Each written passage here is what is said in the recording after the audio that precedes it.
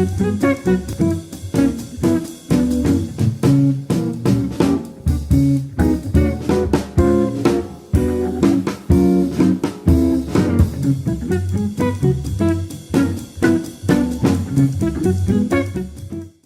once again to the Cronulla Jazz and Blues Festival podcast, where, you know what we do by now, don't you? We dive into the sounds, the stories, the souls behind the music, which is going to light up the stages of our beloved coastal celebration this coming weekend, kicking off actually tomorrow night, May 28th. So we can't wait to see it. As always, I'm your host, Adam Simon from CrowdCast, and today I'm thrilled to meet and touch base with a true powerhouse of versatility and vintage glamour. I'm noticing these posters in her background, and they're exactly what I figured it would be, a true artist in every sense of the word.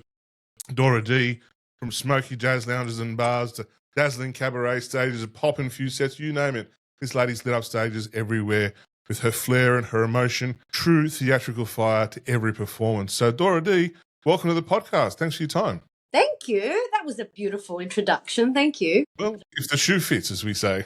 I want to ask, you have this blend of cabaret and pop and jazz, and then it's almost your own genre. What genre would you say you fit the pocket most in? That's always been a hard one. So I love performing all the cabaret stuff because I'm a trained singer. My mother was a soprano, so she was kind of from a Greek musical background, musical theatre. But in my teenage years, I was in a rock band with my high school sweetheart. So I love writing. I write a lot of it's called album-orientated rock. The genre is like AO, it's called, and my songwriting is more in that direction.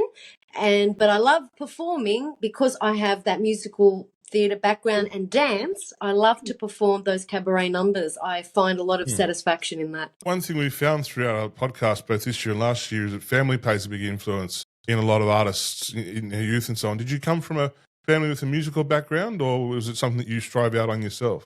My mother was she was a soprano, and she's Greek. Well, she was Greek. She passed away a few years ago, but she was very musical. My father, not so much. But my mother was actually trained by the same teacher that Maria Callas had. I don't know if you're familiar with the opera diva. Right. Yes. Her teacher was Danae, and my mother actually trained with that same woman. So strange, yeah, because she lived in Athens. Amazing legacy. And yourself, did you identify with the great Greek, especially the great female singers, Mariana, Anna Vissi, some of those, even Nana Mouskouri, because their voices are so distinctive, and that's when you said from a Greek background, I thought, I can see where those roots have come in for you. Is that something which you grew up on? Yes, I did, and I'm impressed that you know those names. Because, it's always good. I think Mariana's 93 now. She fell off the stage last year. She just got back up and dusted herself off. Phenomenal performer. They're powerhouse. They're tigers. They're Greek tigers. I mean, yes. Look, I love. There are some great Greek singers, and I have actually sang in the Greek community. I'm actually doing a Greek gig this Saturday night, just with some old friends. They're called the Paradise Band, and occasionally they do a little Greek thing here and there. And I'm actually going to be just appearing as a guest singer. Perfect. Performing some Greek songs. So yeah. I was talking to Katerina Simpanis the other day from Bang Bang, and she's also from a Greek background. I say, I've been trying to get my Demis Roussos tribute show together for many years, but my beard went white too quickly. You would make a great Demis Roussos. I don't do the big flowing moo or whatever you used to wear, so it's not my style. But speaking of style, it's the one thing I see when you perform. I mean, I always come back to the quote that Elvis said. He goes, someone asked him about the jumpsuits, and then he said, well, if you dress like the audience, you'll end up in the audience. So people come to see a show, and I dress up. I want to look presentable. And I've seen some footage of yourself, and you always have an amazing outfit or an amazing flair for not costume, it's fashion, it's trends, and so on. Is that something you put a lot of thought into when you're going out to get on the road? Sometimes I love fashion, so yes, and I do. I am a bit of a fashion hound, so I love beautiful clothes, costumes. And that comes from my mum, my upbringing. Mum was like that as well, very, very theatrical. She was a bit decadent sometimes. Yeah. And it's often you sometimes go to gigs now, and especially with the younger demographic, and it's like they look like they just fell out of bed. You know? Yeah, they don't dress up. To it. No, the young ones don't. That's right. They don't know how to dress up. Yeah. That's so true. Cabaret, not just cabaret music and jazz music, but music in general now requires so much storytelling and theatricality. How do you Yeah. like to incorporate that into your performances? I'm a very animated performer, so I really like go over the top sometimes. It's definitely a necessity when you're playing to, especially a sit down audience. Yeah. You have to try and tick all the boxes. You know, you've got to somehow get that song across. You have to get that emotion across. You've got to get the drama across, and of course you've got to do all of that with some kind of style and some kind of manner in which they can remember you by, because you know, I mean, there are lots of great singers, I think, out there, but I think it takes a lot of experience, I think, to to become that entertainer. Like, you look at people even like Prince and even Meatloaf, for example. They're really big kind of animated characters. David Lee Roth, he's one of them as well. Really have to. And then you've got all those amazing singers like Liza Minnelli and Barbara Streisand. They've got a lot of what's the word? It's magic. It's really it's magic. Yeah, you have to create that somehow. It's funny you mentioned Prince then and Meatloaf. I worked with Meatloaf for a while and became friends with him from a distance. Wow. And for the over the top bravado that he was on stage, he was a very, very private man, very quiet, riddled with anxiety, constantly chasing the perfect show for 40 years. I've read about him. Yeah, it was just, you come off stage and 6 great nights at the State Theatre in Sydney for the comeback. Wow.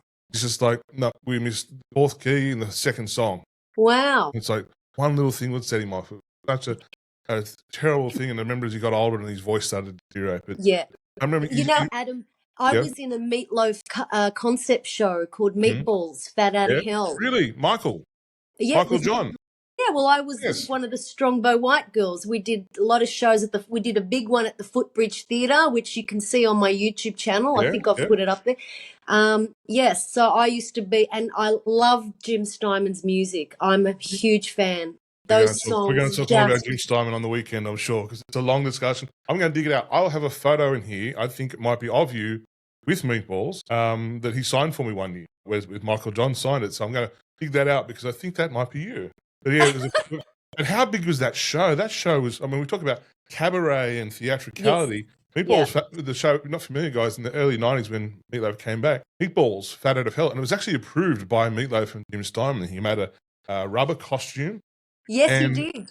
3-4 nights a week, sold out shows for 4 or 5 years and so on. It was a phenomenal show. It was a great show. Yeah. So I was at that Footbridge show and so on. I remember then we were out one night and I'm not sure if you got the Costa Zoo fight when he rode the motorcycle into the ring there for the Costa Zoo fight. Also on YouTube, get lost down that pocket. Steinman, definitely amazing. I mean, Steinman takes me into my next thought. Steinman used to always say, if you don't go over the top, you'll never see what's on the other side. And I can correlate that back to also to a quote you mentioned, Prince. And Prince said that great music requires innovation and improvisation. Yeah. Is that something which you've learned through the years? Because you do a lot of songs which you reinterpret, you pay homage to, but you also own your own flair to. Is that something you've had to learn? You could say that. My strengths came in. I used to go and watch this band when I was younger called the Reva Band at the Park Hyatt Hotel in the city. Yep. It's a great singer, Tony Mosley, great bunch of musos, and they would get singers up on the fly. So I would go there with friends and I knew them and they would just get me up on the fly and I would just improvise. So I really learnt to get that kind of, I used to do a lot of that with DJs as well and live bands. Just get up on stage and if they were jamming out a song, I would just gladly come in and put down some lyrics, maybe even rap, I grew up with my cousins were DJs, so I used to go out and I'm going to break it down so you can see the skillful way I recite my poetry. I used to just make little rhymes. That path that you just went into, like you break into that beat throw and that rhythm and that rap, I think that's where, tell me if I'm wrong, the reality shows don't get that. The reality shows become a little bit of karaoke. They don't let the kids, especially, come and lend their own interpretation to the song. Or, we come back to Steinman. You've never seen the big Steinman ballads on You've never seen a cover of Batter of Hell or 2 Hour 3 Ain't Bad. A few people have tried Bonnie Tyler's Total Eclipse, but the TV shows and even the radio in some cases just wants the replication or the memory rather than, hey, lend a new flavour to it. Yeah, new flavour to it. And I think that's very important. I remember I met with, who was it? Sorry, I forget the artist I was talking about last night. And the artist said to me, oh, it was John Farnham. John Farnham said, if you can't improve the song, don't do it. And then he was referencing his arrangement of Help by the Beatles. Oh. If you can't bring your own something new to the song, don't do it. I thought that was an amazing thing to think about when you think that. But what are your other biggest influences from all genres across? I imagine you're not just a one-person genre. Who are your biggest influence? I used to love listening to, my high school boyfriend was a guitar player, so I was kind of drawn into the music of Yngwie Malmsteen, Rainbow, singers like Jolene Turner, I loved this band called Giant. Dan Huff, he was a great singer. I loved listening to Gwen McRae, Marlena Shaw. She was a great singer. I found Gwen McRae for the first time about 3 months ago, and I was just blown away because I've always loved Always Queen on My Mind as a song. And she was the first person that ever recorded before Elvis or Willie. She recorded and it's like, oh my God, then I went back and found all her old vinyl. And it's like, what a singer. She only passed away, I think, in the last 6 months as I was reading too. So amazing singer. Amazing funk singer. She has just a great voice. I love her music. And, other bands I used to listen to were even the more modern, like Jamiroquai. I love JK. So creative. That's funny you said it because Jamiroquai came out last year. No one, except from our generation, no one knew who he was. No. And I was saying to my kids, you got to go and see this Jamiroquai guy. He was huge, and he's just got such a great rhythm and such a great groove. And such a great frontman. Such an entertainer. Yeah. And that's the same thing like with his theatricality, with his presentation. It's all a well thought out process, and it's a commitment to his craft too. Friends of mine went and saw him and said he was just as good as he was 30 years ago. Yeah. It's a shame they don't get that longevity really in that genre, but I'm wondering with your outfit on tonight there, Dora, some Striper might have been in your background as well. Striper! With those metal bands, so chop it out with some yellow. I've got that vinyl album somewhere. Okay, well, I'll edit that out so no one knows, but we'll know. That's too funny. So we're heading into the Cronulla Jazz and Blues Festival. You're going to be at the amazing OG's Kitchen and Bar. You've played there before. Yeah, I play there. Sunday, 1st of June, 1 p.m. What can we expect from this little set around Sunday lunchtime? Well, because it's a restaurant, what I do there is, because people like to sit down, it's a bit sort of, it's more like a background kind of atmosphere. I play more jazzy, bossa nova covers. So I try and find, and I produce some here on my computer, like I just find, and I work on them, just bossa nova or housey type vibes, and I just sing they just cover songs over the top of them, and I play some percussion. But yeah, it's kind of a really nice little environment. People just kick back and they just like to hear some smooth grooves. So I'm not your typical, I don't play guitar. I play percussion. So I just sort of, my voice is my strength. Yeah. So I sing a lot of, Sade. I sing a lot of... I'm sensing we're going to get a smooth operator somewhere about I do some Sade and just some Frank Sinatra. I do just a whole bunch of tracks, even modern pop songs that I've converted to like a bossa nova sort of, groove. Yeah, so... Last question. I want to ask you, what would the 2025 Dora D go back and tell year 2000 25 years ago, performing, what would be one piece of advice you've thought to yourself or given other people or you've received in the last 25 years that you wish you had known all those years ago? Well, I wish I was more tech savvy, 25 years ago, because I could have done so many more things. It's good that we've got it now, but we didn't have the social media, and even though that's not important, I just wish I was a bit more tech savvy. So the one thing that's so hard in Sydney is trying to get together with people to collaborate, and everybody's so invested in themselves that there's not much collaboration going on. You really have to struggle and push for that. It's like a real estate. You've got your own real estate, and you actually need to collaborate. You need to collaborate. And that's what I'm saying. I spoke to a lot of artists and say, if you collaborate with someone on a song and you put that on Spotify, you're covering two fan bases. Or you're covering two fan bases.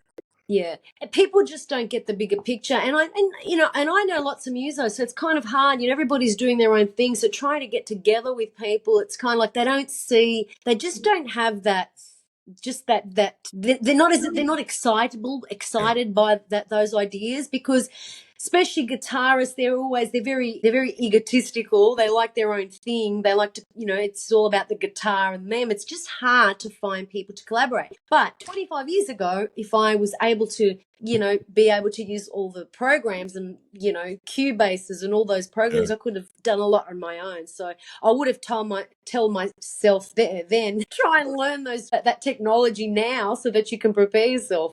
Thankfully, from what I've seen online, what we're going to get to see this Sunday, 1st of June, is that the creative fire still burns within you. We can't wait to hear, see, and share that with our great fans and friends at the Cronulla Jazz Blues Festival. This is a free gig, so come on down, have a cocktail, listen to some music, introduce yourself, say hi, tell Dora you saw on our fantastic podcast, and you'll walk away with a new friend and a new fan, I'm sure. So thank you very much for your time. We can't wait to see you on Sunday, and Thanks, enjoy Adam. you as we get together in the Cronulla.